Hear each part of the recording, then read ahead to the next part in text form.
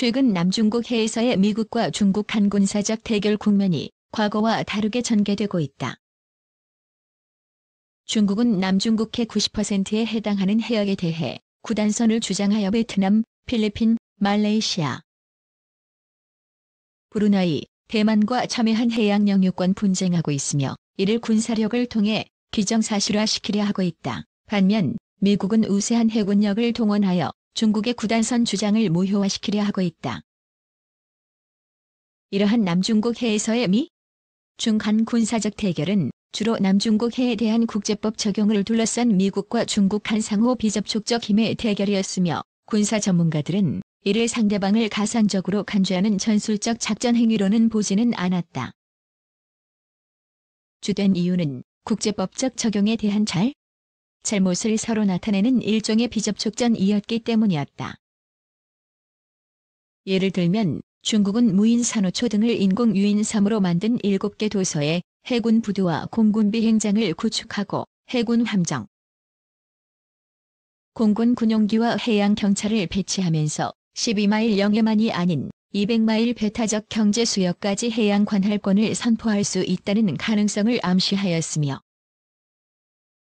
미국은 이들 도서의 12마일 이내로 미 해군 함정들을 통과시키면서 이는 국제법에 따라 보장된 항행의 자유 권리를 행사하는 항행의 자유작전이라고 주장하면서 중국 정부에게는 남중국해 인공섬에서의 12마일 영해 선포가 국제법적으로 무효임을 상기시키는 일종의 국제법 검증 행위라고 주장하였다.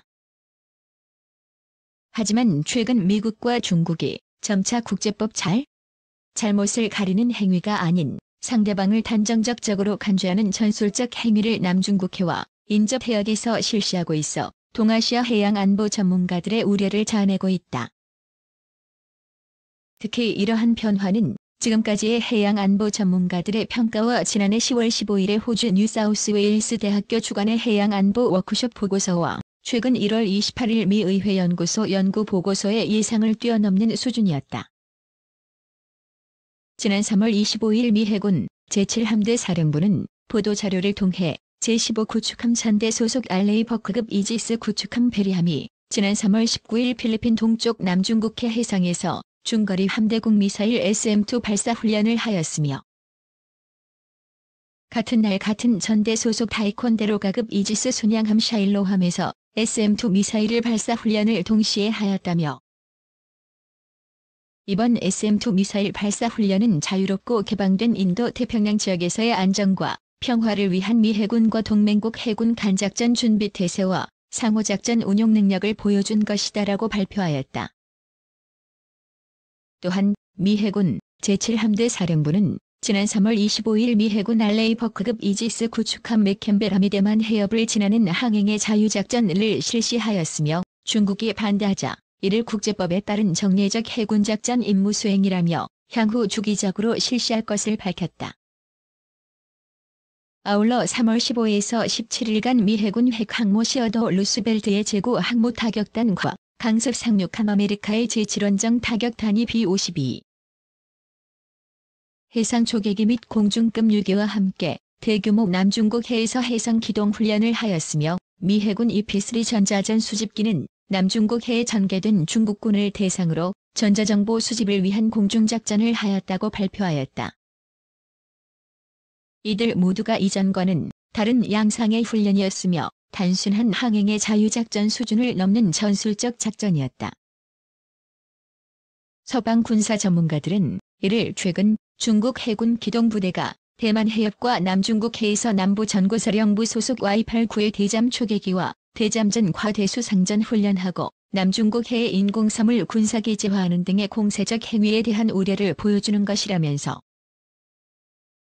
특히 이번 SM-2 미사일 발사 훈련은 중국 해군이 두 번째 항모 산동함을 남부 전고사령부에 배치하며 남중국 해에서의 해양 통제력을 증가시켜도 최근엔 남중국해 해양 영유권을 갖고 있지 않은 인도네시아와 북나타우 해역에 대해서까지 해양 분쟁을 일으키는 등 중국의 역사적 권리를 기정사실화시키려는 의도를 나타내자 미국이 중국에 대해 군사적 경고를 보내는 것이라고 평가하였다. 특히 지난 3월 19일 SM-2 미사일을 발사한 알레이버크급 이지스 베리함은 이지스 체계 베이스라인 구 최첨단 대공 탄도 미사일 방어 체계를 갖추고 있어 이번 SM-2 발사 훈련의 의미를 더욱 부각시켰다. 미 해군은 이지스 대공 탄도 미사일 방어 체계를 초창기 베이스라인 1부터 시작하여 현재 9단계까지 발전시켰으며 SM-3, SM-6 미사일은 미 항모 킬러로 알려진 중국군의 DF-21D와 미 해군 괌을 목표로 한 DF-26 중거리 순항 미사일을 요격할 수 있으며 구축함 베리함과 순양함 샤일로함 모두 SM-3 미사일을 탑재하고 있다. 군사 전문가들은 최근 남중국 해에서의 상황이 변화된 이유를 다음과 같이 들고 있다. 우선 중국의 위협 증가이다. 중국 해군은 지난해 두 번째 항모 산동함을 하이난성 산여기지에 배치하면서 중국과 보다 취약한 아세안 연안국들을 압박하고 있었다.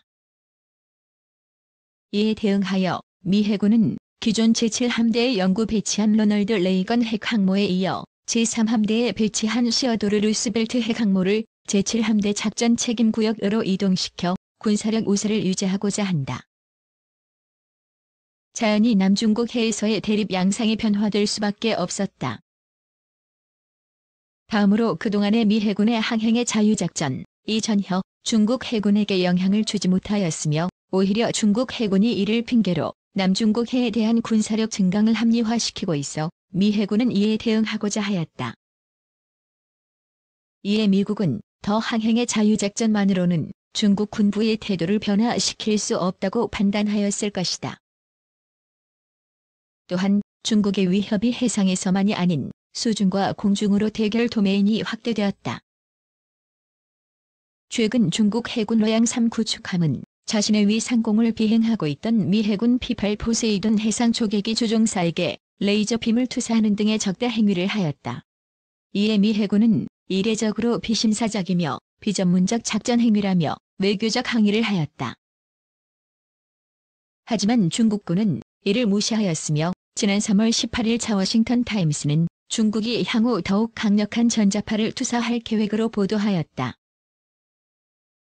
공중에 이어 수중 도메인은 이미 수중 무인 체계를 경쟁적으로 투입하고 있으며 중국 해군은 괌 기지 근해에 대해 대대적인 수중 탐사를 하였다.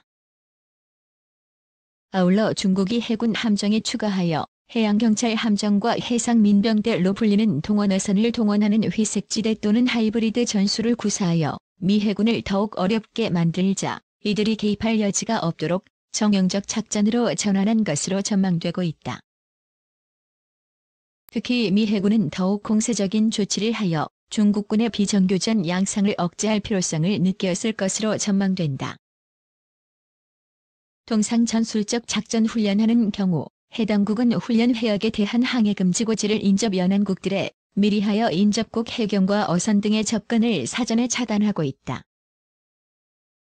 이를 무시하고 진입하여 훈련을 저지하여 충돌이 발생하는 경우 책임은 연안국에 있게 된다. 이에 전문가들은 향후 미중 간이 대립 해역이 남중국 해에서 대만 해협과 필리핀해 등으로 확대되고 양국 해군 간 물리적 충돌 가능성도 커질 것으로 예상하고 있다. 대표적으로 남중국 해에 대해 주요 중재자 역할을 담당하는 싱가포르의 난양기술대 라지라트람 국제문제연구원 콜린 고 박사는 중국 해군이 미 해군을 남중국 해에서 밀어내려고 시도하는 가운데 미 해군이 이번 SM-2 미사일 발사 훈련을 남중국해와 인접한 필리핀해에서 실시한 것은 향후 미 해군이 남중국해 보다 필리핀해에 더 전략적 가치를 두는 것으로 볼 수 있다면서 미 해군이 남중국해보다 중국 해군이 남중국해를 거쳐 태평양과 인도양에 진출해야 하는 길목을 차단하려는 목적을 갖고 있다고 우려하면서 남중국해에서의 미중 간 대립이 정말로 물리적 충돌로 나타나는 경우 이는 지역 해양 안보에 충격적 영향을 줄 것이다라는 부정적 평가했다. 이에 대해 중국 역시 매우 민감한 반응을 보이며 향후 가만히 있지 않을 것을 선언하였다.